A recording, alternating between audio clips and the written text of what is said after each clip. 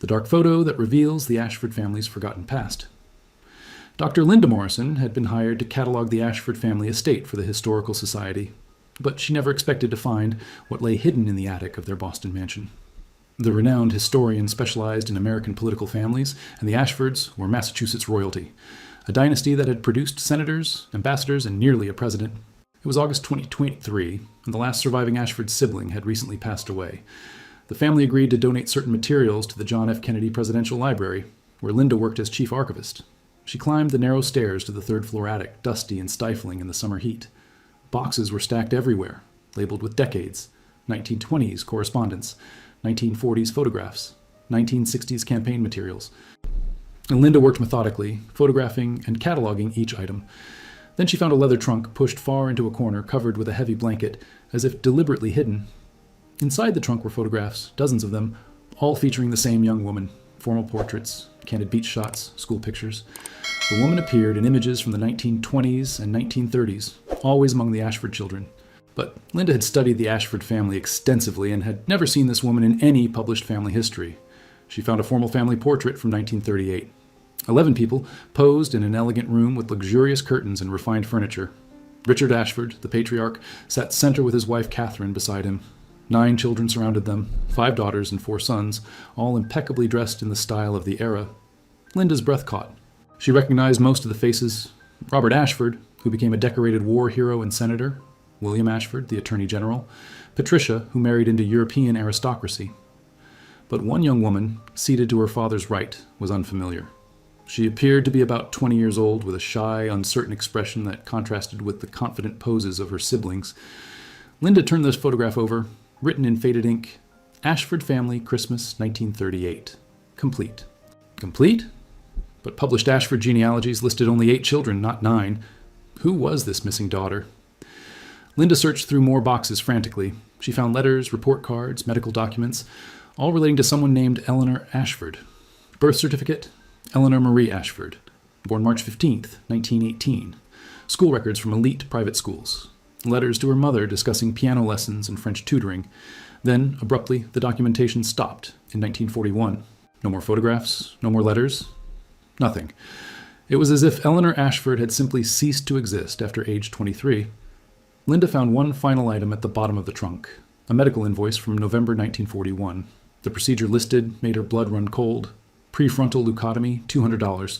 Below it, in different handwriting: Patient E. Ashford. Referring physician: Dr. James Watts. Consulting: Dr. Walter Freeman. Freeman and Watts. Linda knew those names. They were the pioneers of lobotomy in America, performing thousands of the procedures in the 1940s and 1950s before the practice was widely recognized as barbaric. Eleanor Ashford had been lobotomized. Then she had been erased from family history. Linda sat back, her hands trembling as she held the 1938 photograph.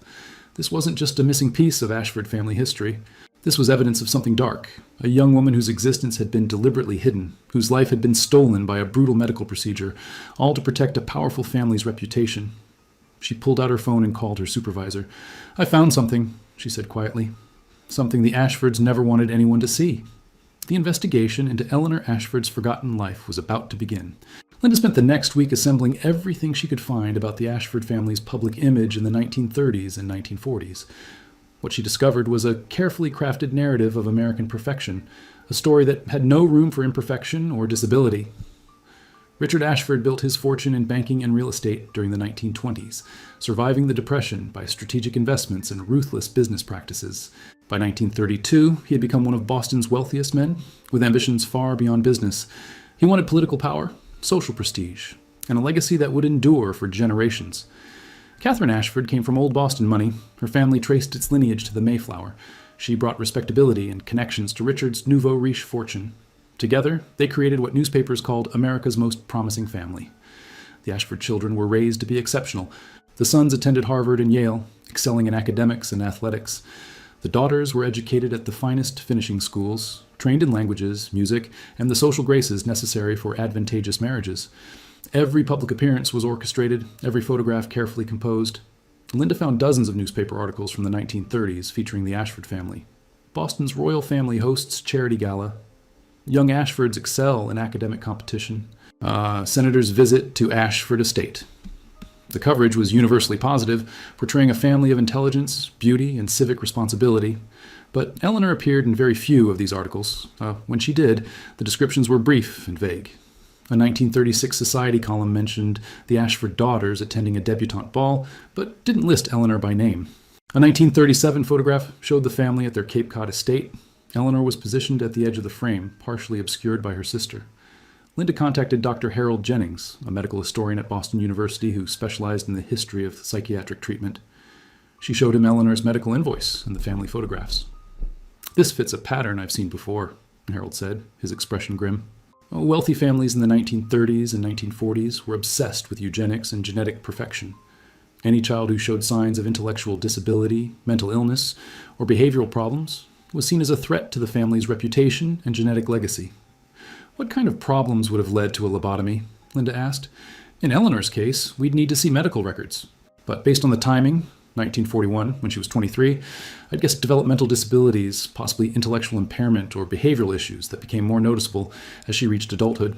Families often hid these children during childhood, then faced difficult decisions when they couldn't be hidden anymore." Harold pulled up historical documents on his computer. Freeman and Watts performed their first lobotomy in 1936. By 1941, they were promoting the procedure as a miracle cure for everything from schizophrenia to rebellious behavior in women. Wealthy families paid them enormous fees. $200 in 1941 would be about $4,000 today to fix family members who didn't fit the perfect image. Linda felt sick. They mutilated a young woman to protect their reputation. Yes, and it was legal, even considered progressive medicine at the time. The Ashfords would have been praised for seeking the most modern treatment available. Linda returned to the archives, now searching specifically for Eleanor. She found a few private letters between Catherine Ashford and her sister, never intended for public view. One from 1938 read, "Eleanor continues to struggle with her studies. The tutors say she tries hard but simply cannot grasp concepts her siblings master easily. Richard worries about her future. What marriage prospects does a slow girl have?" Another letter from 1940 was more troubling. "Eleanor's episodes have become more frequent. She grows agitated easily, sometimes violent with the staff. Richard insists we cannot send her to an institution. The scandal would be unbearable. We must find another solution." The solution came in November 1941. After the lobotomy, Eleanor disappeared from all family records. She was never mentioned in public again. Linda found one final clue, a property deed from 1942. Richard Ashford purchased a private estate in rural Vermont, transferring ownership to a trust managed by a psychiatric care facility. The deed specified that one resident would live there permanently, with all expenses paid by the Ashford family trust. Eleanor hadn't died. She had been hidden away, institutionalized for life after the lobotomy destroyed her personality and cognitive abilities. The perfect Ashford family image had been built on the erasure of their most vulnerable member. Linda needed to understand who Eleanor had been before the lobotomy. She contacted the historical societies of schools Eleanor attended, requesting any available records. What she found painted a picture of a girl who had struggled but had been loved, until that love proved insufficient against her father's ambition. Eleanor's elementary school records from the prestigious Windsor School showed a student who worked diligently but fell behind academically. A 1928 teacher's note read, "Eleanor is a sweet, gentle child with a kind disposition. She struggles with mathematics and reading comprehension, but shows talent in music and art. She requires extra time and patience." By middle school, the gap between Eleanor and her siblings had widened significantly. While her brothers and sisters earned top marks, Eleanor barely passed. A 1932 report card showed C's and D's across all subjects except music, where she earned an A. Linda found a heartbreaking letter from Eleanor to her mother, dated 1933, when Eleanor was 15. "Dear Mother, I'm trying my very best at school, but the work is so hard. Miss Peterson says I'm not trying hard enough, but I am. Truly I am. Patricia says I am stupid and that Father is ashamed of me. Please tell me you're not ashamed. I love you. Eleanor?" Catherine's response, preserved in the archives, was brief. "Dearest Eleanor, your father and I love you always. But you must try harder. The Ashford name requires excellence. We cannot accept less from any of our children." Linda interviewed Margaret Sullivan, 94 years old, who had been a housemaid at the Ashford estate from 1935 to 1943. Margaret's memories of Eleanor were vivid and painful.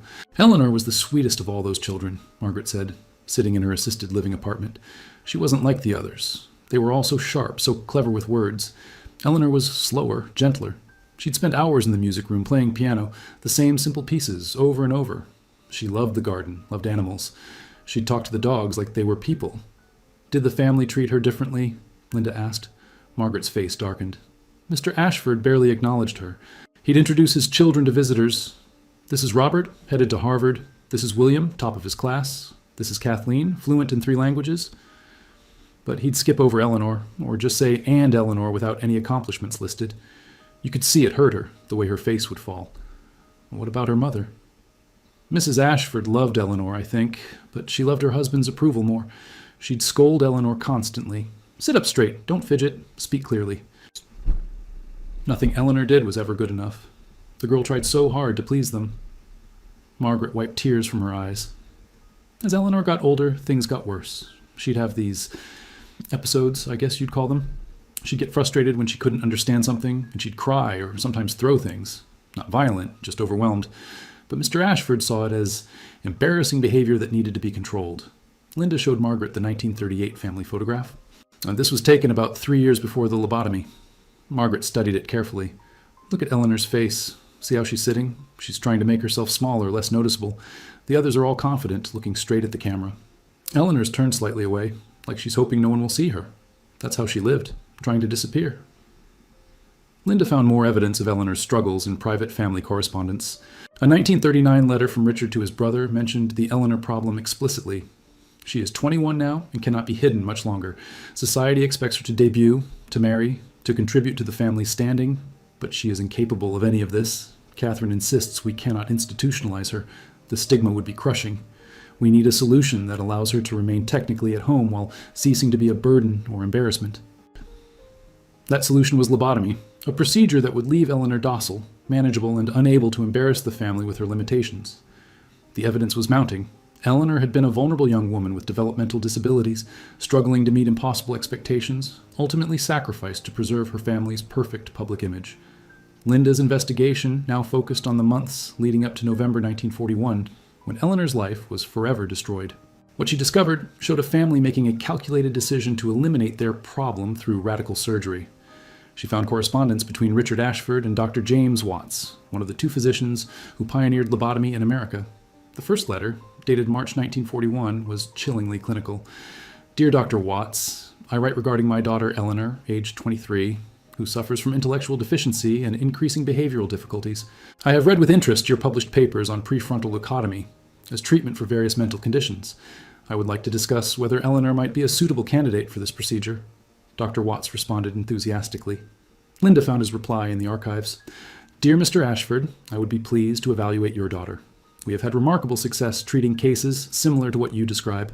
The procedure is brief, recovery is quick, and results are generally quite satisfactory. Patients become more manageable and their distressing symptoms are eliminated. What Watts didn't mention, what Linda knew from medical history, was that manageable meant emotionally blunted, intellectually diminished, and often completely incapacitated. Lobotomy didn't cure anything. It destroyed the parts of the brain responsible for personality, emotion, and complex thought. Linda contacted Dr. Patricia Brennan, a neurologist and medical ethicist at Massachusetts General Hospital. She showed her the correspondence and asked for context. This is horrifying, but not unusual for the era, Patricia explained. In the 1940s, lobotomy was promoted as a miracle cure. Freeman and Watts performed thousands of procedures on people diagnosed with everything from schizophrenia to depression to simple disobedience, especially in women. Families were told their troublesome relatives would become calm and cooperative. What they weren't told was that those people would lose their essential humanity. How was the procedure performed? Linda asked. Patricia pulled up historical medical illustrations. In 1941, it was surgical lobotomy, drilling holes in the skull and severing connections in the frontal lobe. Later, Freeman developed the transorbital lobotomy, inserting an ice pick-like instrument through the eye socket. Both methods destroyed brain tissue responsible for personality, decision-making, and emotional regulation. Linda found Eleanor's preoperative evaluation, written by Dr. Watts, in October 1941. It described her as a young woman of limited intelligence with episodes of emotional instability and oppositional behavior. Patient shows affection for family members, but becomes frustrated when unable to complete tasks. Occasionally displays tantrums when corrected. Recommend prefrontal leucotomy to reduce emotional reactivity and increase manageability. The tantrums were a young woman's understandable frustration at being constantly criticized for limitations she couldn't control. The oppositional behavior was probably her attempting to assert basic autonomy. None of it warranted brain surgery. Linda found Catherine Ashford's diary entry from November 1941. written the day before Eleanor's lobotomy. Tomorrow we take Eleanor to the hospital. Richard assures me this is for the best, that the doctors are the finest in the country, that Eleanor will be happier afterward, calm and content instead of anxious and struggling. But my heart is heavy. She is my daughter. I remember her as a baby, so sweet and gentle. Am I betraying her by allowing this? Richard says I must think of the other children, of the family's future. Eleanor's condition threatens everything we've built. This is the only solution. God forgive me if I am wrong. The lobotomy was performed November 12, 1941, at George Washington University Hospital in Washington, D.C. The procedure took less than an hour. The invoice listed the fee, $200, and noted, "Procedure completed successfully. Patient transferred to recovery, family notified." Linda found one more document, a letter from Dr. Watts to Richard Ashford, written 2 weeks after the surgery. "Dear Mr. Ashford, I'm pleased to report that Eleanor's recovery is proceeding as expected. She is docile and cooperative, showing none of her previous emotional outbursts. As anticipated, there is some reduction in initiative and spontaneity, but this should be acceptable, given the elimination of her problematic behaviors. She will require long-term supervision, but should no longer present the difficulties you previously described." Reduction in initiative and spontaneity was medical euphemism for the destruction of Eleanor's personality. She had been reduced to a manageable shell of herself. The Ashford family had purchased their perfect image at the cost of their daughter's humanity. Linda needed to understand what happened to Eleanor after the lobotomy destroyed her cognitive abilities and personality. The trail led to a private psychiatric facility in Vermont, where Eleanor spent the remaining 64 years of her life in obscurity. She contacted Meadowbrook Estates, which still operated as a long-term care facility. The director, James Patterson, was initially hesitant to discuss historical patients, but when Linda explained she was documenting the Ashford family history for the Kennedy Library, he agreed to share non-confidential information. "We have records going back to our founding in 1924, James said over a video call. "I can confirm that a resident matching your description was admitted in December 1941 and remained here until her death in 2005. Linda's throat tightened. 2005? Eleanor lived until 2005? "Yes. She was 87 when she died. She spent 64 years here." Linda did the math. Eleanor had lived through World War II, the Kennedy assassinations, the Civil Rights Movement, Vietnam, the moon landing, the fall of the Berlin Wall, 9/11, all of it experienced from inside an institution, her mind destroyed by a procedure her father authorized. James continued, "Our records show she was a lobotomy patient, which was noted specifically because by the 1970s we stopped accepting such patients as attitudes toward the procedure changed. Her care was fully paid for by a family trust that still makes payments to this day. Can you tell me anything about her life here? What was she like?" James consulted his files. The early records describe her as docile and compliant, showing little initiative or emotional response. She required assistance with all daily activities. She could walk and feed herself, but needed prompting for basic tasks. She rarely spoke and showed minimal recognition of people or events. Linda felt tears welling. This was what the Ashford family had done to their daughter, reduced her to a barely functioning shell, then hidden her away for life. "Did anyone visit her?" Linda asked. "That's interesting, actually. For the first 20 years, there are no recorded visits at all. Then, starting in 1961, someone began visiting regularly every few months. The visitor logs show R. Ashford signing in. Robert Ashford, Eleanor's younger brother, who became a decorated Navy officer and later a senator. He had found his sister and visited her. Linda located Robert's personal papers at the Kennedy Library. Among them was a diary entry from June 1961. Finally found Eleanor today. Took me months to track down where father had hidden her. Seeing her was the hardest thing I've ever done. She's 43 years old, but seems ancient, blank. She looked at me without recognition. I told her I was her brother, that I loved her, that I was sorry. She smiled vaguely, but I don't think she understood. What did we do to her? What did father do? I can never forgive this." Another entry from 1963, shortly after Robert lost his Senate bid. "Visited Eleanor today. Sometimes I tell her about my life, even though I don't think she understands. I told her about the campaign, about losing. Told her maybe it's justice. Maybe the Ashford family doesn't deserve power after what we did to her. She just sat there, that empty smile on her face. I'm the only one who visits. The others have completely forgotten her, or maybe they choose not to remember." Linda found more diary entries spanning decades. Robert visited Eleanor at least 3 times a year until his death in 1998. He brought her books, music recordings, flowers, gifts she probably couldn't appreciate, but that seemed to ease his guilt. A 1982 entry was particularly poignant. "Eleanor is 64 now. I'm 61. We're both old. I look at her and try to remember the girl she was before the lobotomy. I have a few memories. Her playing piano, her gentleness with animals, her sweet smile. But mostly, I remember Father's shame, Mother's worry, all of us pretending she didn't exist. Then, one day, she was gone, and when she came back at Christmas 1942, she wasn't Eleanor anymore. She was a ghost. We made her a ghost to save ourselves embarrassment. I will carry this shame until I die. Linda contacted the Vermont facility again and asked about Eleanor's final years. By the 1990s, she required full nursing care, James explained.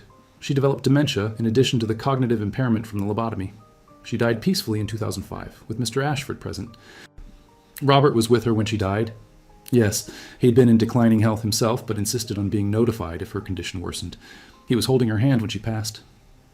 Eleanor was buried in a private cemetery in Vermont. Her grave marked simply, Eleanor Marie Ashford, 1918-2005. No mention of her family's prominence, no recognition of the injustice done to her. Just a name and dates marking a life stolen and hidden. The perfect Ashford family had hidden their imperfect daughter for 64 years, and only one of them had cared enough to remember. Linda now investigated why Eleanor's siblings, except Robert, had completely erased her from their lives. What she discovered revealed a family conspiracy of silence that lasted generations. She found a remarkable document. Minutes from a family meeting held in January 1942, 2 months after Eleanor's lobotomy. All 8 surviving Ashford children attended, along with Richard and Catherine. The meeting was documented by the family lawyer, presumably to create a legal record of decisions made. The minutes were chilling in their clinical detachment. Meeting convened at the Ashford residence, Boston, January 15, 1942.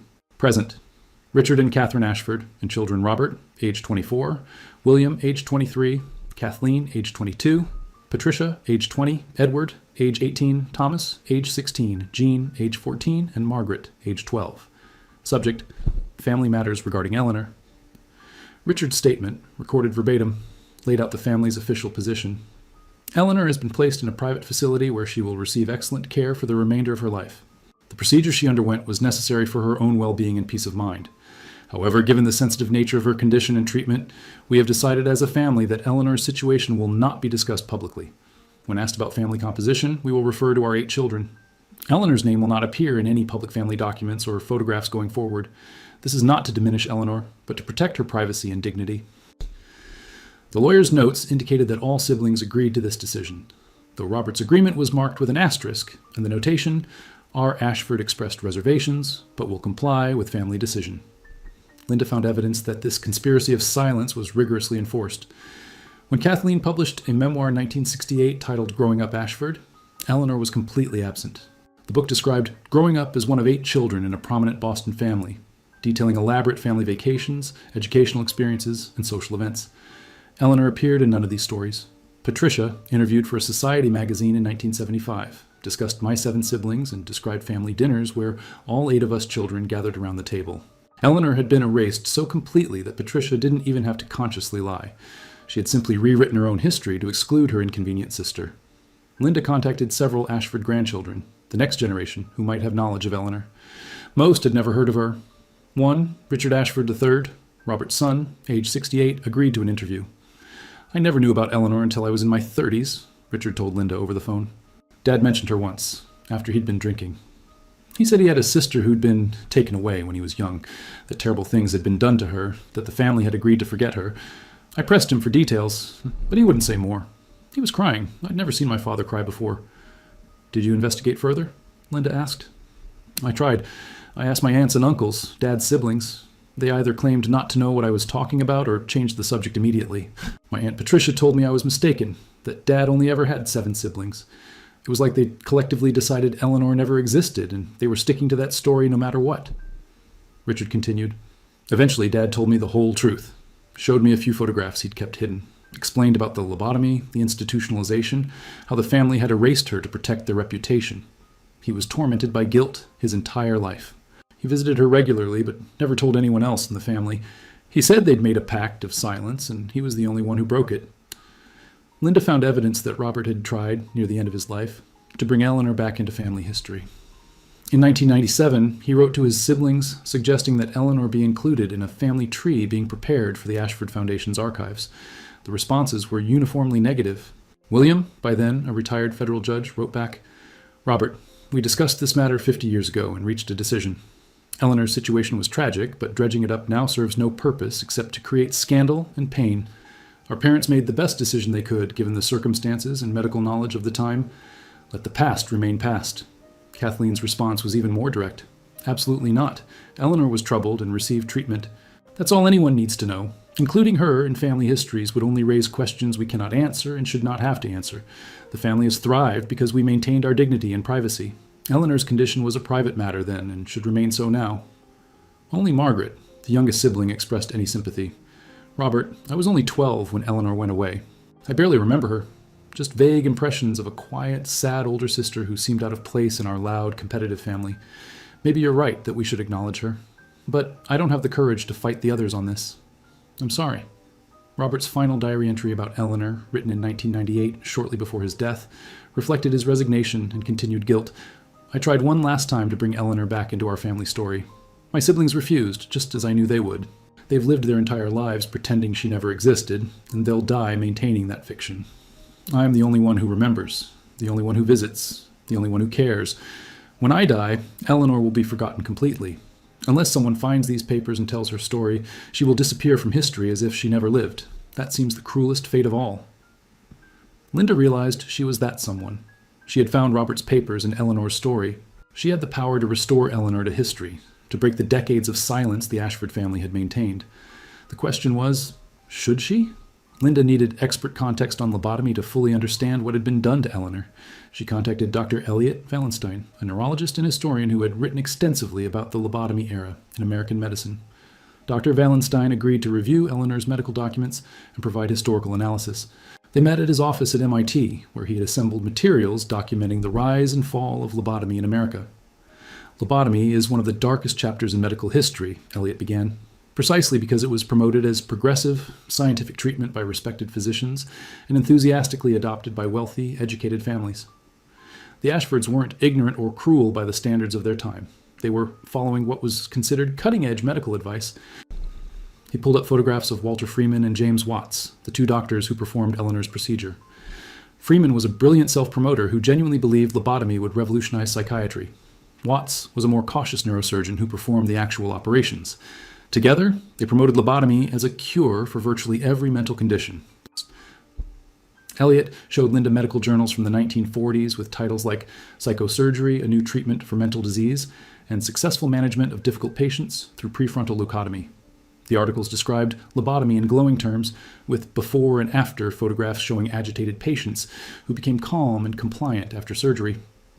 What they didn't show, Elliot explained, were the devastating long-term effects. Patients lost their ability to plan, to feel complex emotions, to form meaningful relationships. Many became incontinent, unable to care for themselves. Some died from complications. The procedure essentially destroyed what made people human while leaving their bodies alive. How many people underwent lobotomy? Linda asked. Estimates vary, but between 1936 and 1967, approximately 40,000 to 50,000 Americans were lobotomized. Many were women diagnosed with depression, anxiety, or simply being difficult or disobedient. Many were people with developmental disabilities, like Eleanor. Families saw lobotomy as a way to make inconvenient relatives manageable. Elliot examined Eleanor's pre-operative evaluation. Look at the justifications here. Limited intelligence, emotional instability, oppositional behavior. These are not symptoms of mental illness requiring brain surgery. These are descriptions of a woman with developmental disabilities who struggled to meet her family's expectations. He continued, in the 1940s, there was enormous stigma around any kind of cognitive impairment. Wealthy families especially couldn't tolerate having a child who wasn't perfect. They faced a choice. Institutionalize the child in a state hospital, which carried huge stigma, or try this new miracle procedure that promised to make the child manageable while keeping them nominally at home. But Eleanor was institutionalized anyway, Linda noted. Yes, because lobotomy didn't work as promised. It didn't make people better, it made them worse. But by then the damage was permanent. Eleanor couldn't be restored to her pre-lobotomy state, limited as that was. Her family had destroyed her brain's capacity for personality and emotion, leaving them with someone who required even more care than before. Elliot showed Linda a graph tracking lobotomy procedures over time. Notice the peak is 1949 through 1952, thousands of procedures per year. Then, a sharp decline starting in the mid-1950s, as psychiatrists began to recognize the procedure was harmful. By the 1960s, it was considered barbaric. But tens of thousands of people, like Eleanor, were already living with destroyed brains. Why wasn't anyone held accountable? Linda asked. Why weren't Freeman and Watts prosecuted? Because it wasn't considered a crime. They were licensed physicians performing a legal procedure with patient consent, or in cases like Eleanor's, family consent. There was no framework for recognizing what they did as medical malpractice or human rights violations. Freeman continued performing lobotomies into the 1960s, even after most hospitals banned the procedure. He was finally stopped only when a patient died during surgery. Elliot pulled up one more document, a statement from the World Health Organization in 1977 that condemned lobotomy as a violation of human rights and called for its complete cessation. By then, Eleanor had been living with a destroyed brain for 36 years. This formal recognition that what was done to her was wrong came far too late. Linda looked at Eleanor's 1938 photograph again, the shy, gentle young woman seated beside her father, trying to make herself small and unnoticeable. Within 3 years, her personality would be surgically destroyed to preserve her family's perfect image. What happened to Eleanor was legal medical torture, Linda said quietly. Yes, Elliot agreed, and it happened to tens of thousands of people just like her, most of whose stories will never be told because their families erased them as thoroughly as the Ashfords erased Eleanor. Linda knew she had to tell Eleanor's story, no matter how painful or controversial. It was the only way to give Eleanor back the humanity her family had stolen from her. Linda's discovery of Eleanor's story had generated intense interest at the Kennedy Library and beyond, but it also raised difficult ethical questions. Did she have the right to expose a family's dark secret? What responsibility did she have to living Ashford descendants? And what would be achieved by making Eleanor's tragedy public? She convened a meeting with the library's ethics board, consisting of historians, archivists, and bioethicists. The discussion was contentious from the beginning. Dr. Thomas Richardson, a medical ethicist from Harvard, argued strongly for publication. Eleanor Ashford's story represents a historical injustice that should be documented and remembered. She was a victim of both medical malpractice and family abuse. Hiding her story perpetuates the very erasure that victimized her initially. We owe it to Eleanor and to thousands of other lobotomy victims to tell this story. But Professor Janet Caldwell, a historian specializing in ethics and privacy, raised concerns. We're talking about exposing private medical information and deeply embarrassing family secrets. Some Ashford descendants are still alive. They didn't authorize the lobotomy. They weren't even born when it happened. Is it fair to subject them to public scrutiny and shame for their grandparents' decisions? Linda had wrestled with these questions herself. She shared her perspective. I've interviewed several Ashford descendants. Most never knew Eleanor existed. They're shocked and horrified by what their family did. Some support telling the story. They feel Eleanor deserves recognition. Others are terrified of public scandal. But here's what I keep coming back to. Eleanor had no choice in what was done to her. She had no voice in her own life. Someone has to speak for her now. The board reviewed relevant legal and ethical frameworks. Under archival ethics guidelines, Linda had the right to publish information from donated materials unless specifically restricted by the donors. The Ashford estate had placed no restrictions on the materials, probably because they didn't know the Eleanor documents existed in that attic trunk. Attorney Michael Jong addressed the legal concerns. There's no legal barrier to publication. Eleanor is deceased. The events occurred over 80 years ago. All the principals, Richard and Catherine Ashford, the doctors who performed the lobotomy, are long dead. Living descendants have no legal standing to prevent publication of historical documents. But should we publish just because we can? Janet pressed. What's the purpose? Who benefits? Linda had prepared for this question. I've researched the history of lobotomy extensively now. There are very few detailed case studies of individual victims. Most lobotomy patients disappeared from history, just like Eleanor did. Their families hid them, and no records survived. Eleanor's story is unusually well documented because of her family's prominence and their compulsive record-keeping. This is a rare opportunity to put a face and a name to a historical atrocity, to show the human cost of a medical procedure that destroyed tens of thousands of lives. She continued, Moreover, Eleanor's story reveals something important about how wealthy, powerful families operated in the mid-20th century. The Ashfords represented themselves as paragons of American virtue, public service, philanthropy, moral leadership. But privately, they tortured their own daughter to maintain that image. That hypocrisy deserves exposure. Dr. Richardson added, There's also educational value. Most Americans today have never heard of lobotomy. They don't know this happened. Eleanor's story, because it involves a prominent family, will reach a wide audience and educate people about this dark chapter of medical history. The board debated for hours. Finally, they reached a consensus. Linda could proceed with publication, but with specific ethical guardrails. She would focus on Eleanor as an individual and victim, not sensationalize family scandal.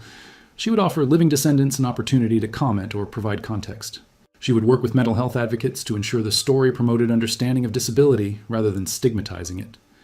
Linda contacted Richard Ashford III, Robert's son, who had been the most open about Eleanor during their previous conversation. She explained her plans and asked for his perspective. "I think you should tell the story," Richard said after a long pause. "My father visited Eleanor for nearly 40 years. He felt tremendous guilt about what the family did to her. Near the end of his life, he told me he wished he'd spoken up, wished he'd broken the silence earlier. He said Eleanor deserved to be remembered as a real person, not erased like she never existed. Some of your relatives may not feel the same way," Linda cautioned. "I know. Some will be furious. They'll see this as betrayal, as airing family dirty laundry. But here's the thing. Eleanor was a person. She had a life, even if it was taken from her. She deserves to have her story told. If that makes some people uncomfortable, maybe they should be uncomfortable. Maybe we all should be uncomfortable knowing this is what our family did." Linda spent the next month preparing her article. She titled it, "The Forgotten Ashford, How One Family Erased Their Disabled Daughter." It would be published in American Heritage magazine and accompanied by an exhibit at the Kennedy Library featuring Eleanor's photographs, letters, and medical documents. The story would finally give Eleanor what her family had denied her: recognition, dignity, and a place in history. The American Heritage article was published in November 2024. The response was immediate and overwhelming. Within hours of publication, the story went viral on social media. News outlets picked it up. By the next morning, Eleanor Ashford's photograph, the 1938 family portrait with her seated beside her father, was everywhere. Linda's phone rang constantly. Interview requests from NPR, CNN, the New York Times. Documentary filmmakers wanting to tell Eleanor's story. Disability rights organizations praising the article for highlighting historical injustices against people with disabilities, and angry calls from some Ashford family members. Patricia Ashford, Eleanor's youngest surviving sister at age 94, released a statement through her attorney. "The publication of private family medical information is unconscionable. Eleanor's condition was addressed with the best medical treatment available at the time. Our parents made difficult decisions out of love and concern for Eleanor's well-being. This publicity serves no purpose except to sensationalize family tragedy for profit." But other responses were more supportive. The National Alliance on Mental Illness issued a statement praising the article. Eleanor Ashford's story reminds us that people with disabilities and mental health conditions have historically been subjected to horrific abuses, often by their own families. These stories must be told so we never forget and never repeat these injustices. Disability rights activist Jennifer Harris wrote an op-ed in the Washington Post titled, "Eleanor Ashford is every disabled person's nightmare." What happened to Eleanor could have happened to any of us in 1941. She was deemed imperfect by her family's standards, so they eliminated her personality, hid her away, and pretended she never existed. Every disabled person fears this, being seen as a burden, an embarrassment, something to be fixed or hidden. Eleanor's story is a warning about what happens when perfection is valued above humanity. Linda appeared on PBS NewsHour to discuss the historical context. The host asked her why Eleanor's story mattered now, over 80 years after the lobotomy. "Because the impulse that led to Eleanor's lobotomy still exists," Linda answered. "We live in a society that values perfection, that sees disability as something to be eliminated rather than accommodated.